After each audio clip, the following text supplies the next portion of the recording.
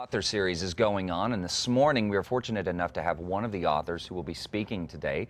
Turns out she's also releasing a new book, and a very fascinating read, it sounds like. I can't wait to dive into this book. Here with more on the latest book and her participation in the JCC Book Fest and author series is author Juliana Maio. Maio, correct? Correct. All right, Juliana, thank you for coming in. We're going to talk a little bit in a few minutes about how this story came to be, because I know that there is a lot in your own personal life that you used to create this. But tell us a little synopsis of City of the Sun. Okay. Well, City of the Sun takes place in Egypt in 1941. And it is the story of Mickey Connolly, an American journalist who wants to write about the war in North Africa, and particularly the war in Egypt. He knows how crucial winning the war for the Allies in Egypt is.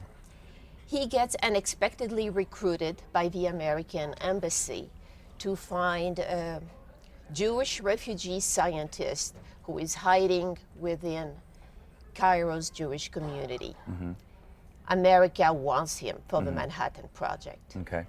But unbeknown to everybody, there is a Nazi spy who is also looking for that scientist. And of course, we have to have a love story. And Mickey's going to cross paths with a woman who is not who she says she is. Gotcha. So yeah, there's a lot of intrigue in this. It sounds like a thriller, suspense, also a bit of an historic drama, which I absolutely love the genre. I love historic drama and historic fiction.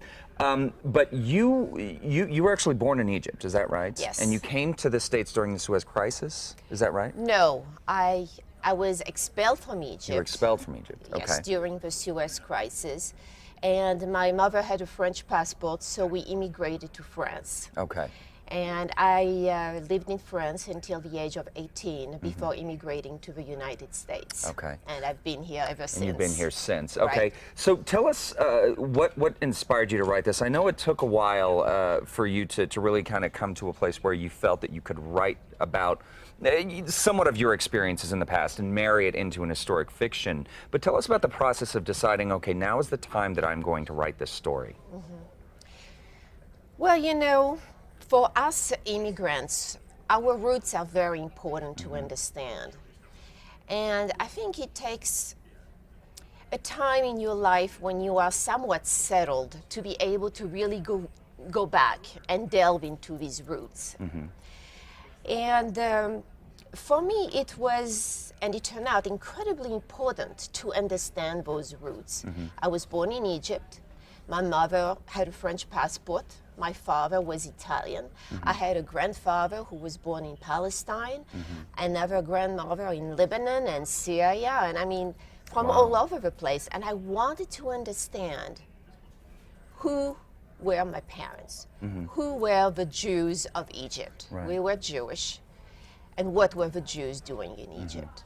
And of course, I mean, the story is very timely, obviously, with the global conflict that has been going on. We hear about it in the news every day. I think it's something that people can relate to, not just in the sense of an historic fiction, but what is happening in our headlines today. Absolutely. Now, just to sort of divert a little bit, you were not always an author, you are still a practicing attorney, is that right? Yes, I'm still. How do you find the time to write a novel and practice law?